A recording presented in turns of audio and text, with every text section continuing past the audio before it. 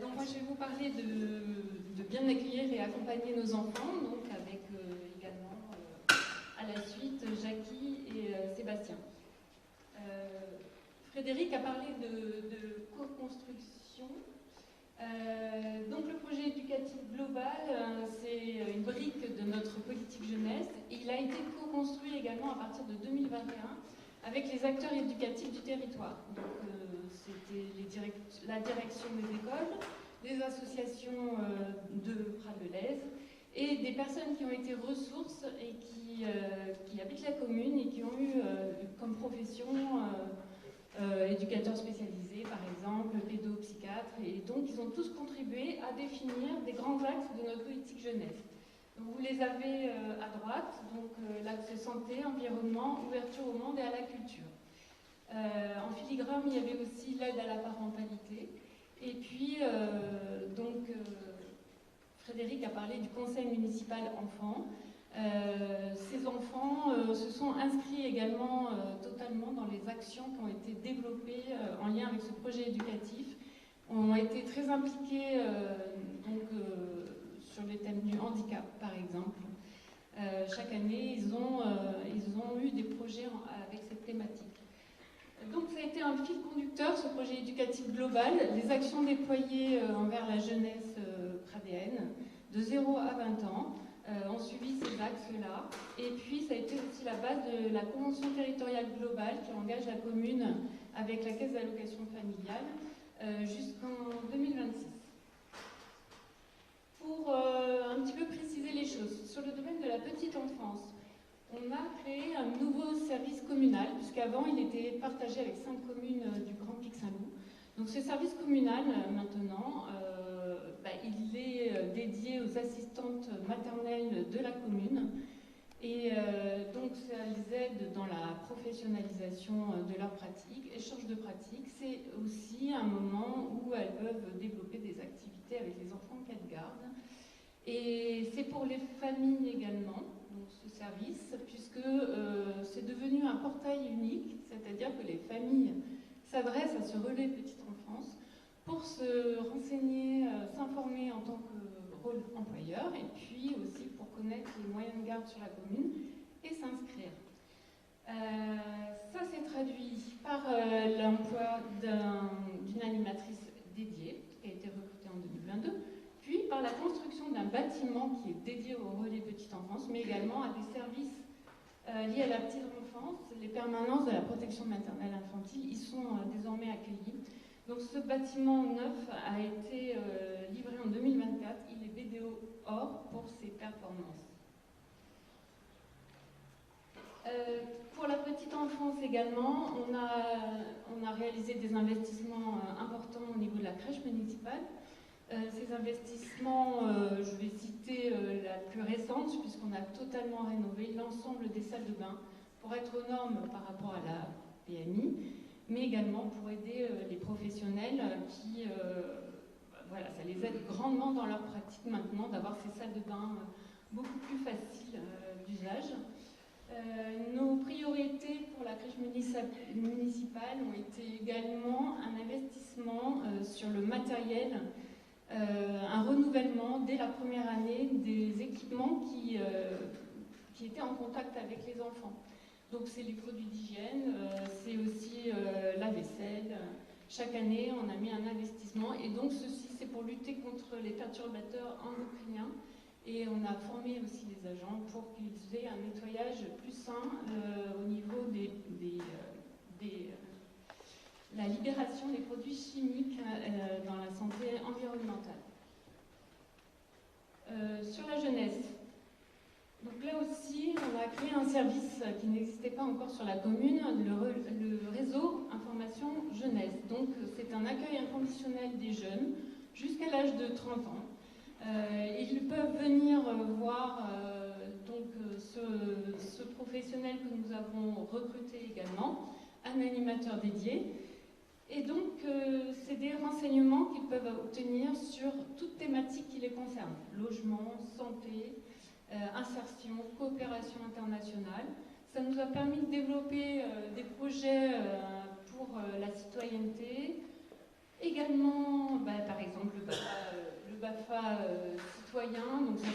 important pour les jeunes. Nous avons pu aussi développer un accompagnement plus important et on a signé une convention avec le collège de secteur et pour aider un petit peu les jeunes qui étaient un peu en décrochage scolaire également. Donc voilà, ça a permis de développer tout ça. On a acquis un local qui leur est dédié. Et donc ça, c'était très important parce qu'avant, ils étaient un peu noyés avec les bureaux du CCAS. Et il n'y avait... Voilà, la fréquentation des mercredis après-midi, par exemple, des jeunes, était très confidentielle. On était à 3 jeunes tous les mercredis après-midi. Donc maintenant, avec l'espace jeunesse qui est localisé très central, en dessous de la médiathèque, c'est leur espace et on a une fréquentation de 15 jeunes quasiment tous les mercredis. Une dernière activité qui est importante, on a essayé de développer les zones d'activité de loisirs en accès libre sur la plaine sportive, donc pour inciter à la pratique du sport. Et donc c'est valable pour le terrain en gazon, pour le budget participatif qu'on a installé, une rampe, et puis des agrès. Voilà, on a créé une petite zone de loisirs. Je vais passer la parole pour l'école à Sébastien.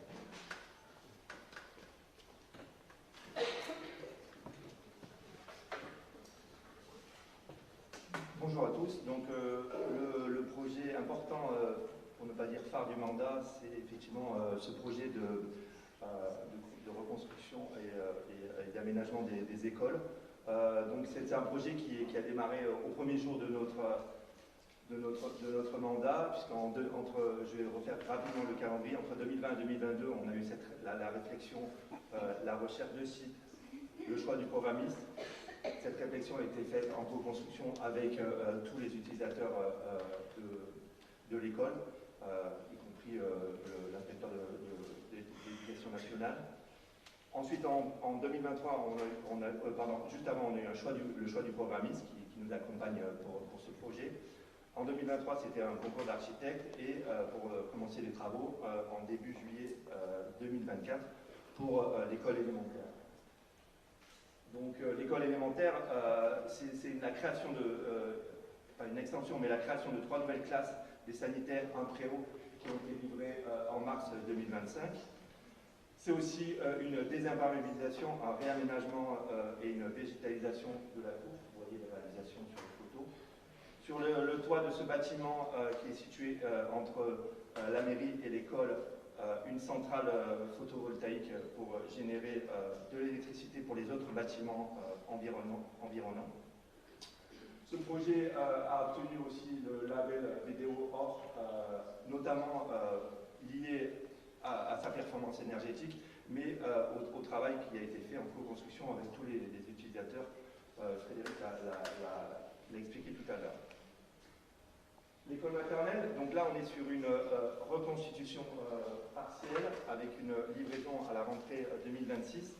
Il y a 5 classes neuves, une réserve foncière, donc une classe qui potentiellement est disponible si besoin. Des dortoirs, des sanitaires, des salles périscolaires qui étaient quasi inexistantes dans le bâtiment actuel, le bâtiment précédent. Une grande salle de motricité qui sera mutualisée avec les associations.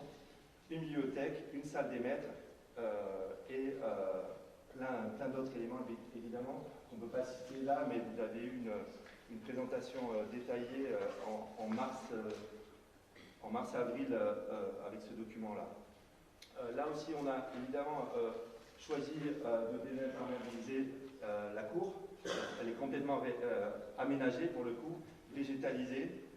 On a un point aussi important et encore plus important sur l'énergie qui est positif puisqu'on a une grosse partie du chauffage qui sera fait en géothermie.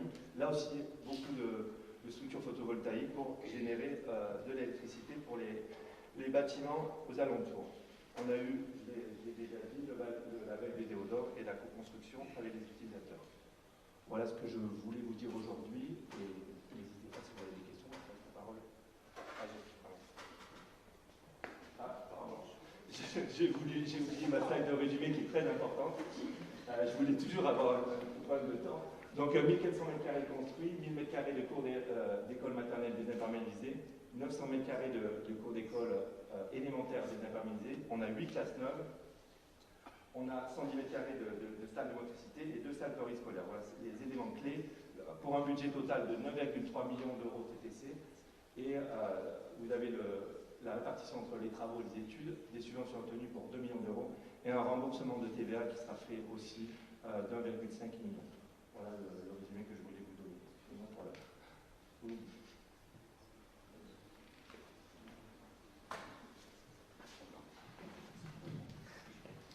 Je suis plus petit.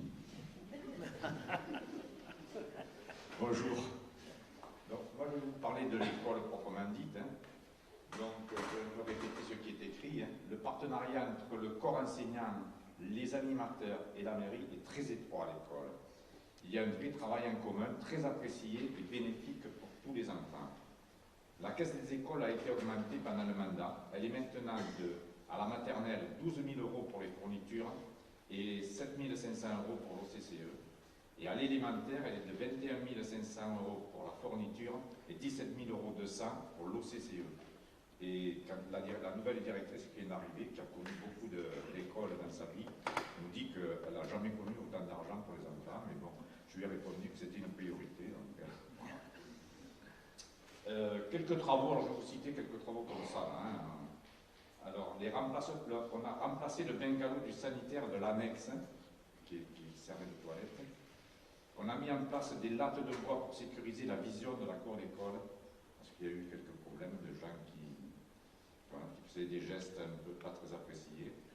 On a mis en place des bandes de l'amitié, je vous expliquerai si vous avez besoin de ce que c'est. On a sensibilisé au harcèlement par du théâtre et par la gendarmerie, qui viennent nous voir. On a mis des ventilateurs dans beaucoup de classes. On a des clims portatives pour les grandes chaleurs, parce que vraiment des jours où il y a des grandes chaleurs, donc il fallait absolument trouver une solution. On a mis des clims portatives. On a fait l'isolation thermique et phonique de la classe 5, une classe qui était très chaude, on a refait entièrement. Voilà, une école apaisée. Alors, pour sécuriser les parents et les enfants, le parvis de la mairie est fermé aux véhicules aux heures de rentrée et sortie de l'école. Vous avez dû le constater, devant la mairie, on a fermé parce que c'était vraiment très dangereux, donc on a fermé ce parvis, c'était apprécié par tout le monde. Différents transports gratuits ont été mis en place. Il y a un bus 50 places qui fait le tour du village le matin et le soir. Un Woodibus à assistance électrique, vous avez vu dernièrement, c'est tout nouveau, mais ça a été mis en place. Et on continue toujours, bien sûr, le Pédibus. Voilà. La sécurisation autour de l'école annexe, on a mis en place un sens unique pour sécuriser un peu autour de l'annexe. On a mis en place le savoir rouler à vélo pour le CM2, une cour supplémentaire dédiée au temps calme et au jardinage à deux jours derrière les classes 8, 9, 10, c'est en dessous du parking des médias, une petite cour là, qui sert aux enfants pour le jardinage et du temps calme. Voilà. Alors, nous avons mis en place la semaine olympique et paralympique pour sensibiliser les enfants au handicap. À la rentrée 2026, une classe sera mise à disposition, je dis bien mise à disposition, de l'IME Coste-Rousse pour accueillir des polyhandicapés. Cela s'appelle l'école inclusive. C'est gagnant-gagnant pour tous les enfants, autant pour les polyhandicapés que pour les enfants de l'école. L'école dehors et le projet pédagogique d'air fluvial ont vu le jour. Une fresque a été réalisée à l'école élémentaire, financée par la mairie, en collaboration avec les enfants, les parents et une artiste. Bon, bien sûr, si tous ces projets ont vu le jour, c'est grâce à la très bonne collaboration entre le corps enseignant dans son ensemble, les animateurs qui, je le répète souvent, qui font un travail remarquable sur la commune, les agents de la mairie et nous élus qui mettons tout en place pour satisfaire leurs demandes et pour accueillir au mieux nos enfants. Voilà, je vous remercie.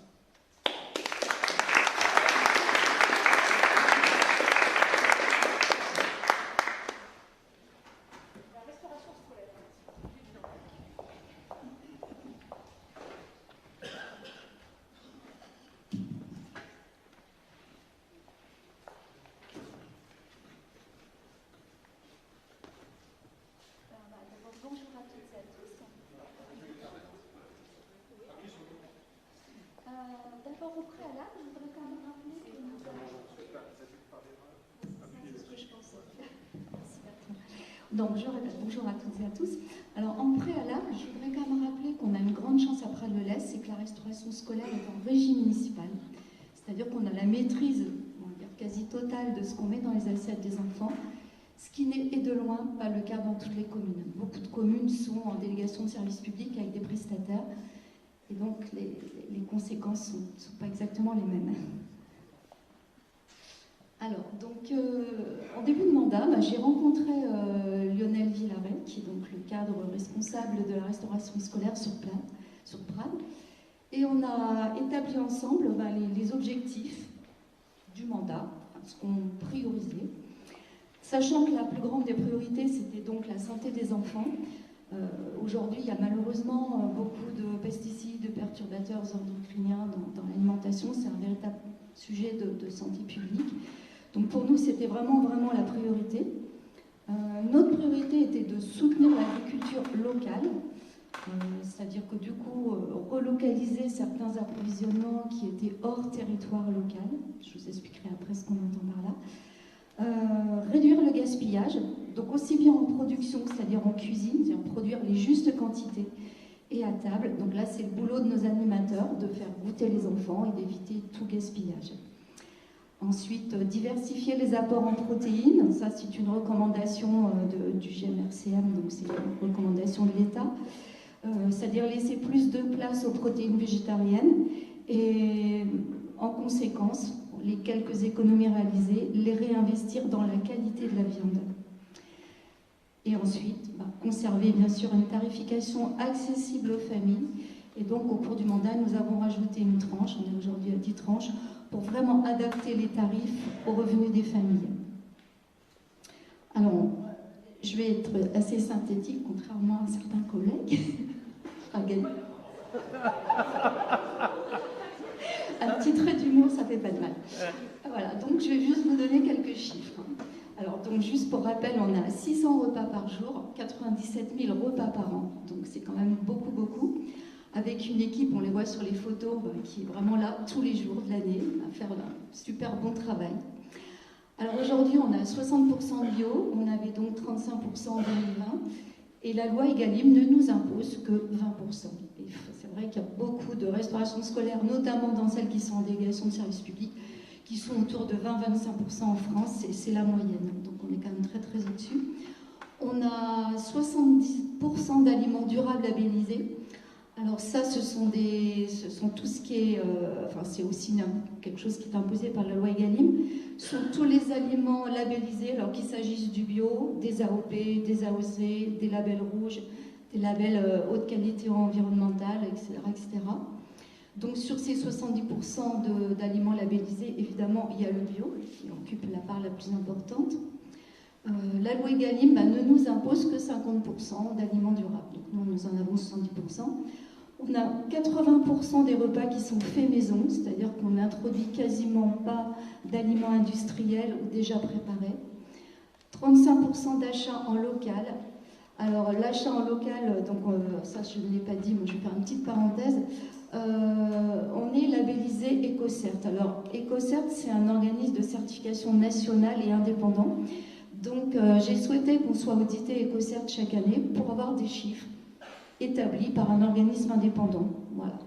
Donc sur le plan du local, la définition EcoCert, c'est l'ancienne région Languedoc-Roussillon, plus les départements limitrophes. Sachant qu'on en a peu parce que nous, d'un côté, on a la Méditerranée et de l'autre côté, on a l'Espagne. Voilà. Donc en gros, c'est région Languedoc-Roussillon un petit peu élargie.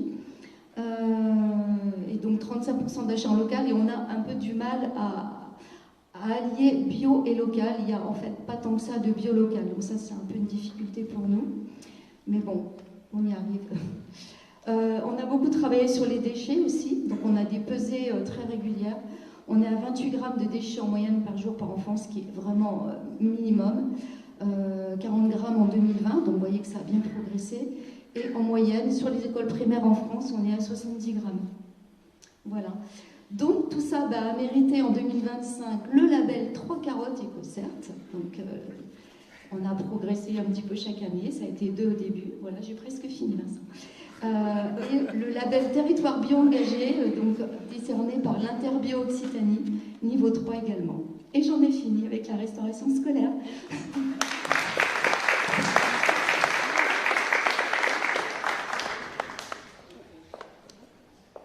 Je pense que nous en avons fini avec tout ce qui concerne les enfants et la jeunesse, et vous voyez que c'est un... Pardon, oui, c'est ce que j'allais faire. Je pense que je n'ai pas dans le bon sens. Voilà. Donc nous allons passer aux questions-réponses, si vous le voulez bien, si vous en avez. Ou aux réactions, même si ce ne sont pas des questions, vous pouvez aussi réagir, donner votre avis. Alors Bruno, est-ce que tu as eu le temps de faire un petit peu des priorités au niveau des questions-réponses? Des questions. Vas-y. Alors, on peut peut-être commencer sur là, il y a deux questions concernant la politique de jeunesse, politique éducative. Est-ce qu'il existe encore de l'aide au permis de conduire pour les jeunes? Première question. Et deuxième, rapidement, concernant la même politique jeunesse éducative, est-ce que le soutien à la parentalité, est-ce qu'il y a quelque chose qui existe en la matière, et est-ce que ça concerne notamment le fonctionnement du couple? Je pense que la personne parle des questions de violence intrafamiliale, ce genre de choses, médiation dans les couples, voilà. Deux questions concernant cette politique. Okay. Première question sur le permis, l'aide au permis. Effectivement, c'est quelque chose qui est très important pour les jeunes. Donc cette aide, elle n'existe plus au niveau du CCAS, mais par contre, on a la mission locale 3e, c'est-à-dire de la métropole, qui a une permanence sur la commune une fois par semaine.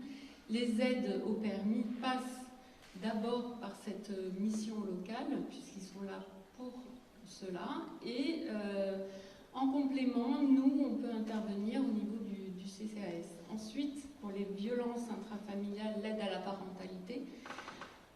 Donc c'est plutôt traité, on le verra un peu plus tard, au niveau du CCAS et de la politique sociale, et pas au niveau de la politique jeunesse.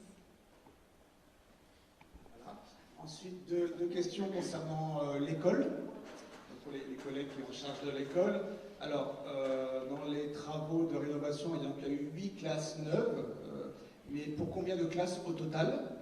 Voilà. Quelle perspective pour les classes non rénovées, et en particulier les classes de l'annexe? Deuxième question sur le même sujet.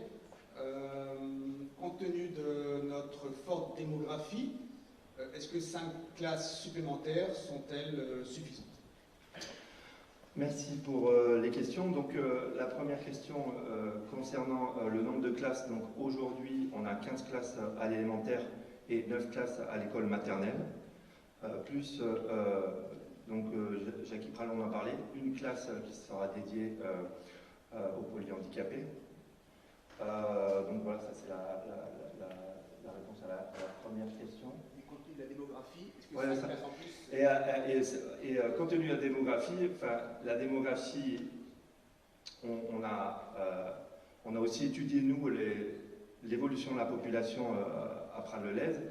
Elle est en moyenne à 1,5%, et sachant aussi le coût de l'immobilier, il n'y aura pas d'évolution d'après ce qu'on peut percevoir et ce qu'on a pu percevoir sur le mandat, puisqu'en moyenne, on est resté entre 580 et 610 enfants entre 2020 et 2026. Et la démographie, vous l'avez entendu, puisque c'est clairement le sujet actuel national, tend à ne pas avoir plus d'enfants rentrant à naissant, donc entrant en maternelle. Et on le sait vite, puisque 3 ans après, on voit les chiffres évidemment en petite section. Donc nous, on a toujours suivi ce chiffre-là avec attention et en liaison avec l'agent de la mairie, et on n'a pas, on n'a pas une perspective de croissance décuplée sur les prochaines années.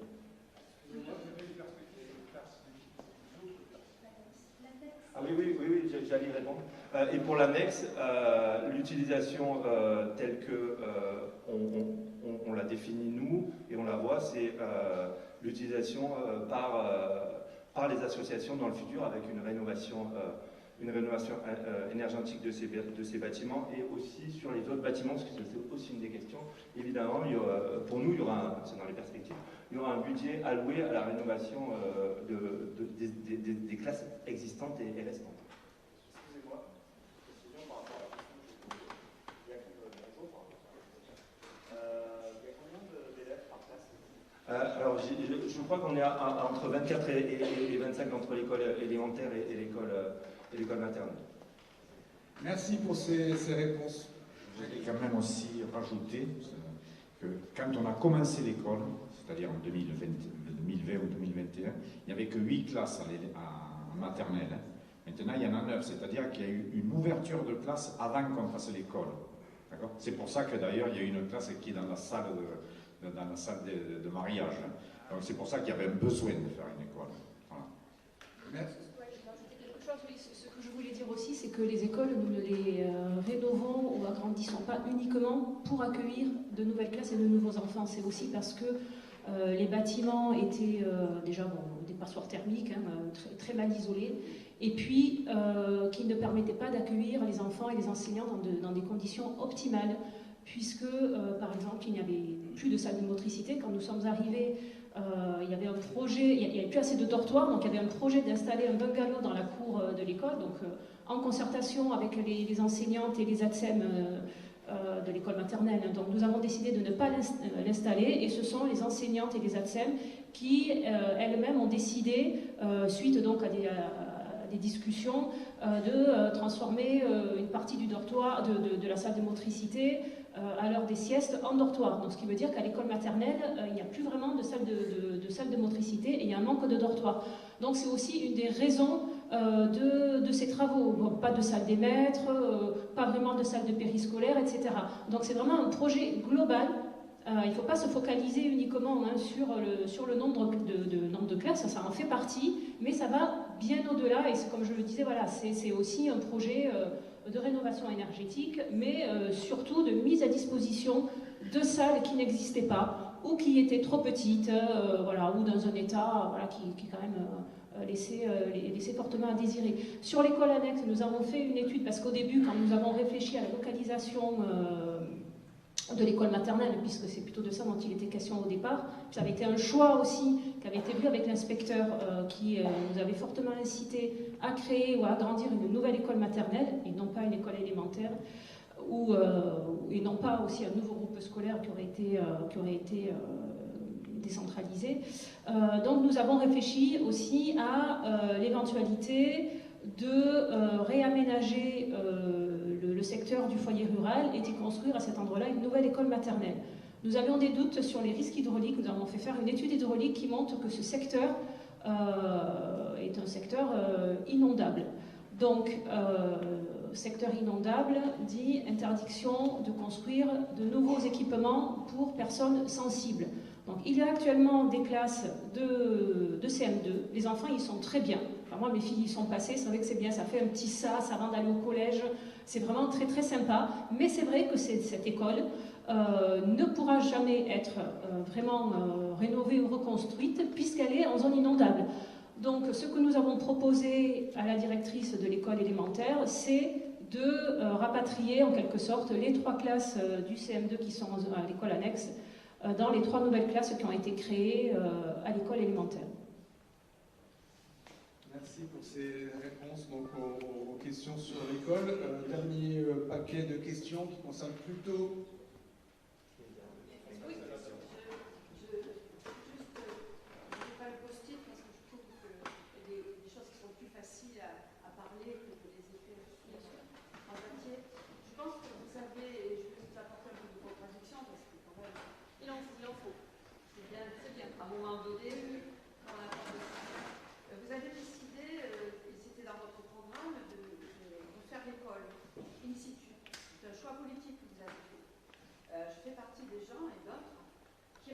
aussi ce choix, parce qu'une école c'est un lieu de cohésion sociale aussi.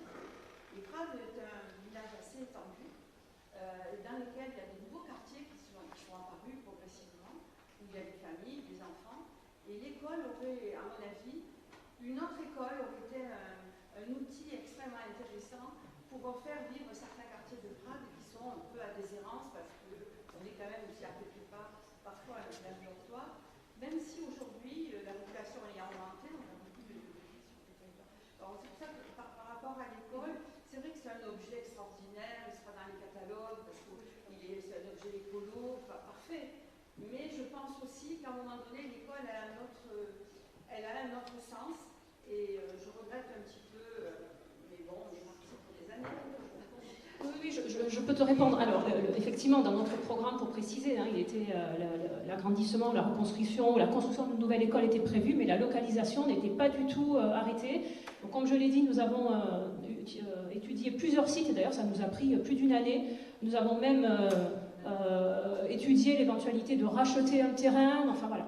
Et la possibilité de construire une nouvelle école dans un autre site a été étudiée, elle a même été chiffrée, notamment je pense au terrain d'Ibili qui se trouve en route de Vendard, voilà. Ça a été étudié, ça a été chiffré. Deux problématiques par rapport à ce terrain, plus une considération complémentaire. La première, c'était que créer, enfin il y en a plusieurs d'ailleurs, créer une école sur ce terrain pouvait entraîner des difficultés pour les familles. Les familles qui ont des enfants à la crèche, des enfants à l'école maternelle, des enfants à l'école élémentaire, il fallait pouvoir amener les enfants à la maternelle là-bas, venir à l'élémentaire qui est sur la place, aller à la crèche, enfin voilà, il y avait ces petits désagréments, bon, qui sont peut-être pas les plus importants. Ensuite, il y avait une question de coût et de place, puisque qui dit école transplantée à en gros 800 mètres, 1 kilomètre de la zone de restauration, entraîner obligatoirement la création d'une, Brigitte, je parle aussi sous couvert, d'une mini cantine, enfin cantine plutôt une zone de réchauffe et de préparation, c'est ça, sur place, et de réfectoire aussi, et de mise en place de liaisons chaudes. Donc un coût d'investissement vraiment supérieur, et un coût en fonctionnement également, puisque ça voulait dire dédoubler les agents, etc. Et un manque de place aussi, puisque il y a des plans masse qui ont été faits, ça voulait dire qu'il fallait beaucoup plus de place, il y avait un problème de stationnement aussi, enfin on ne pouvait pas tout faire sur ce secteur-là. La difficulté supplémentaire, je pense que je vais vous le dire parce que c'est bon de le savoir, c'est que depuis 3 ans à peu près, il y a un contentieux qui est ressurgi sur ce terrain, malheureusement, avec des ayants droit. Donc nous sommes propriétaires de ce terrain, mais il y a un contentieux qui dure depuis le début des années 90 et qui a ressurgi. Donc nous ne pouvons pas faire ce que nous voulons sur ce terrain, malheureusement. Ensuite, il y avait aussi, malgré tout, une volonté qui est ressortie de conserver les écoles en centralité, parce que c'est vraiment, alors c'est vrai qu'il y a des quartiers qui manquent un peu de vie, alors en déshérence, j'irai pas jusque-là quand même, je pense que les gens qui vivent dans ces quartiers sont quand même très bien, et il y a pas mal d'avantages aussi à y vivre, mais la centralité a aussi des avantages, parce que tout le monde s'y retrouve, les petits comme les grands. On a cette place donc, que nous allons réaménager également et améliorer, avec les marches là, les petites marches où les parents aiment bien s'asseoir quand les enfants s'amusent, enfin c'est vraiment assez joyeux cet espace, et puis aussi ça permet aussi de faire vivre les commerces. Donc tout ça cumulé font qu'il y a eu vraiment des raisons impératives, j'allais dire, pour certaines, qui ont fait que l'école a été reconstruite sur place en fait. Oui, c'est vrai. L'inspecteur aussi qui a été consulté ne plaidait pas du tout pour que l'école soit reconstruite un peu plus loin, et aussi lui était vraiment favorable à conserver la centralité. Merci pour ces questions-réponses concernant le volet école. Ensuite, quelques petites questions rapidement sur le volet démocratie participative. Êtes-vous satisfait du nombre de participants aux différentes réunions de démocratie participative? Est-ce qu'on peut considérer qu'il y a une bonne représentativité? Je lis la question. Est-ce qu'un système d'enquête en ligne pourrait améliorer la représentativité des habitants dans ces instances d'échange? Satisfait, non. C'est une construction. Je pense qu'on partait d'assez loin. Il n'y a pas une culture participative importante sur le Pas-de-l'Aise. Donc on est dans une approche qui a des hauts et des bas. Mais je crois que dans ce sens-là, il faut persévérer. Donc on est relativement satisfait, je disais tout à l'heure, de la nouvelle version du budget participatif qui a été, comme je le disais, avec certaines améliorations qui ont permis plus de participation.